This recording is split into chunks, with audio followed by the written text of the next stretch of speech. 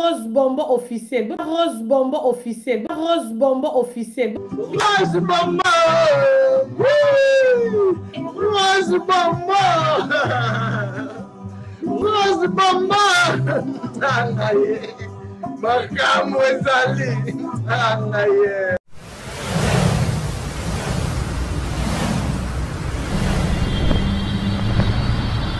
Rose Bonbon officiel, votre chaîne d'actualité, abonnez-vous massivement. La Chine dit merci à Koffi Olomide. Pourquoi? Parce que double king Koffi Olomide a monté Mamalamu. Toujours na cadre ya Single Molasso, toujours na cadre ya Masolo ya Karine Mokonzi la baronne. Déjà un grand merci à nous et beaucoup de félicitations à yo Valentino le big manager. Félicitations à yo Karine Mokonzi et merci et belé pa ya la légende vivante Koffi Olomide na Awilo Longomba. Ba musicien à Congo boza la gentil. Tout ça la promotion à Molasso, oui. Mais na remercier Koffi Olomide au nom de la Chine. Na remercier la légende vivante à Awilo Longomba na combo ya ba chinois nyonso. Pourquoi? Parce que bango vraiment ba la kisi bolingo na bango envers Karine Mokonzi la baronne. Pourquoi? Parce que bango wana ndenanu oyo tomoni. C'est-à-dire ba la kisi vraiment affection na bango, motema malamu na bango epaya, mwana na bango leki na bango na combo ya Karine Mokonzi la baronne. Na pesi yo mbote ebele siko zali Xbox, ba mbote na yo ebele, mbote ebele pa ya Valentino, le grand manager à Karine Mokonzi Valentino. Na pesi yo ba mbote ebele, président Michel Lukelo, mbote na yo ebele, Charlie Binti na pesi yo mbote, maman Monique de London, Mokonzi Versas, ba mbote na yo ebele, sans oublier Mofinuku ya ba mama ya la Chine, maman Anna Mokonzi, na pesi yo pe ba mbote na yo ebele, maman Yvette Matondo, mbote belé. Bon, la Chine, basengi merci na bango pa ya Koffi Olomide. Ça dit tala batu amité mawala munenge basalaka. Azan intérêt ya royina moi na yete.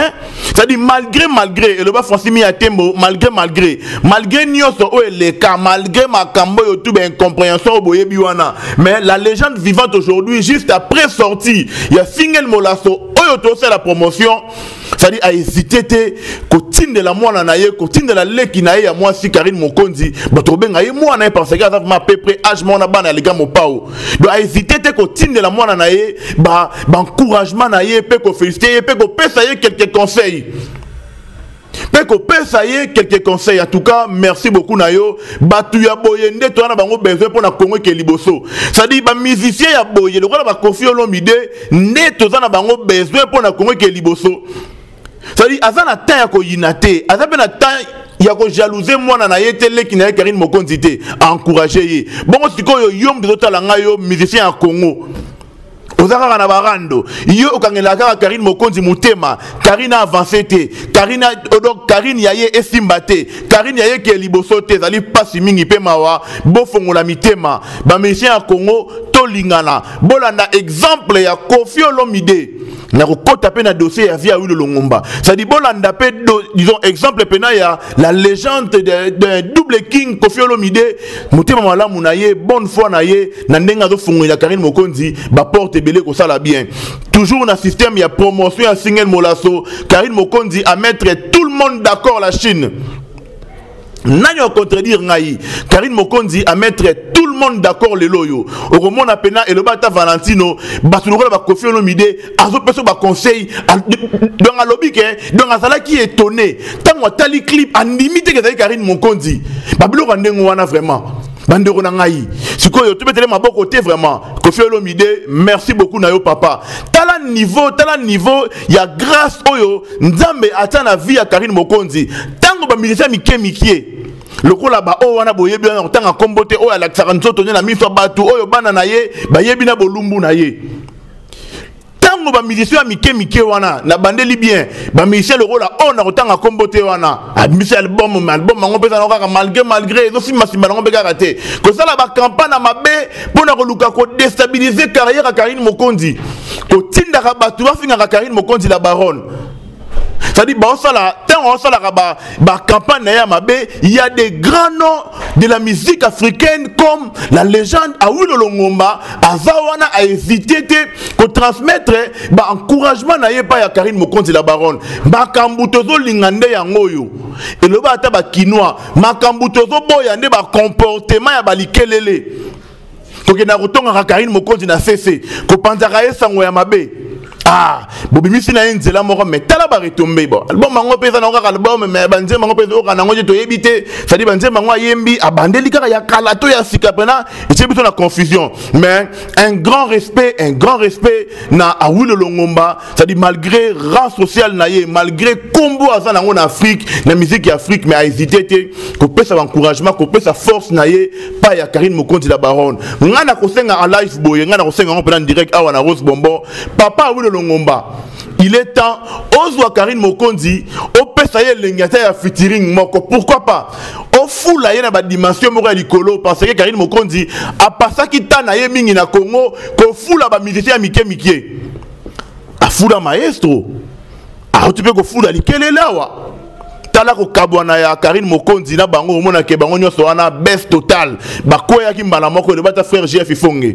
Papa Awilo Longomba, vraiment la Chine est yo, merci beaucoup Awilo Longomba, merci beaucoup pour na soutien na yo et pas ya Karine Mokonzi makambu tozo lingande ya ngoyo et non makambu ya okene kotonga Karine Mokonzi awa pe a confirmer encore une fois force na ye pe suprématie na ye na kati ya monde ya musique na kati ya espace ya musique kasi boya na ba 12 na binoti ndenge bo mesana monde la musique qui peut être RTGAT et c'est que ne retaki songi si facilement bandimi yope ekosimbate vraiment galmi ko fax na yek ali boso na bino pona ko présenter ba merci vraiment ba merci belé pa ya Koffi Olomide na papa Awilo Longomba na ndenge ba reconnaître moi na bango na force o ba pesa Karine Mokonzi vraiment eza kitoko mingi pene elengi. La Chine promotion ya single Molaso non stop. C'est-à-dire promotion des promotions to lembate. C'est-à-dire ata likangu ya kala partagez-les. Ata o mutwana boyoka na kana yete. Zoye tindela ye lien ya single Molaso. Tindela ngo ba contact na yo ya Snapchat, o Instagram, o TikTok, partout. Tindela yango bato rosala bien mingi toujours na cadre ya promouvoir Karine Mokonzi la baronne. Ngai moko na saka vu yango lelo awa na ndima kite ke Karine Mokonzi a komisa nzembo ya dimension wana. Na ndima kite. Donc moi je m'attendais à ce que bon ils en ont nzembo ya bien mais ça la ka nzembo kaka Karine ayembi bien kaka mais ya kotala esprit wa seli nzembo wana vraiment respect à l'artiste. Ndenge balo barapena donc respect vraiment à l'artiste.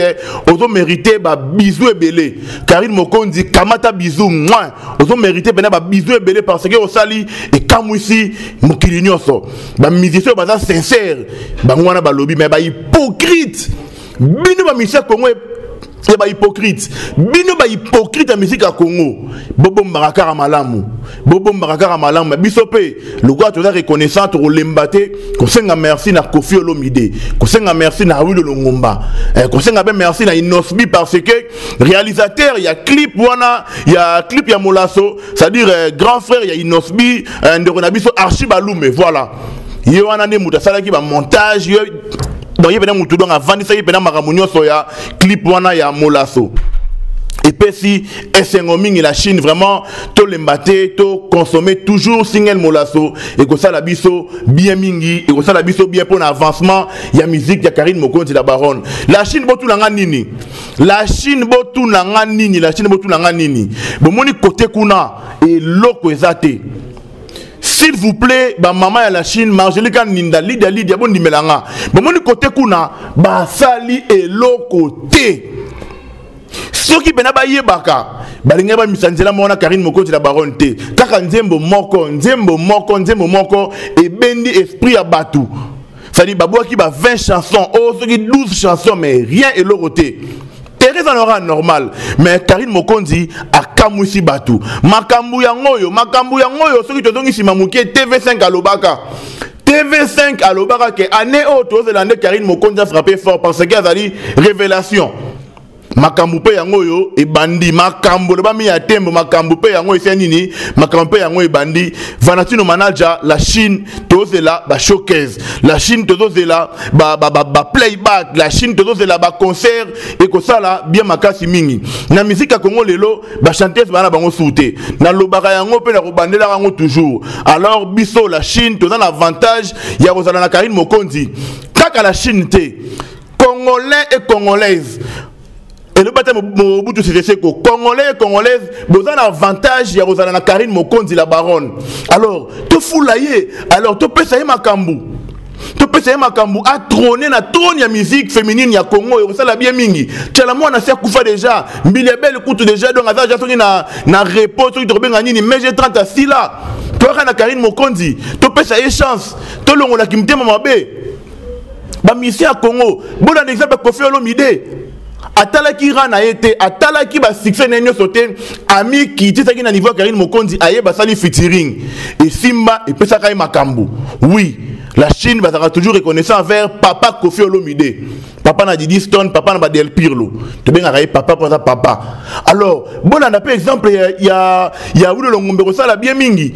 Boya bozo jeune sœur na bino bo propulsé a qui toujours liboso ils apona honneur à Congo c'est le Congo qui gagne mais bino ka ki mutema mabe kaka kotonga Karine Mokonzi kaka panzé ça mabe par-ci par-là ezali pasi mingi pe mawa en tout cas message clé na nga yango wana na ki nango awana Rose Bombo officiel merci beaucoup pa ya Kofi Olomide na Wulo Longomba ba mission en Congo bolanda exemple wana ko yina Karine Mokonzi e ko bakisa nango bino e loko mokote.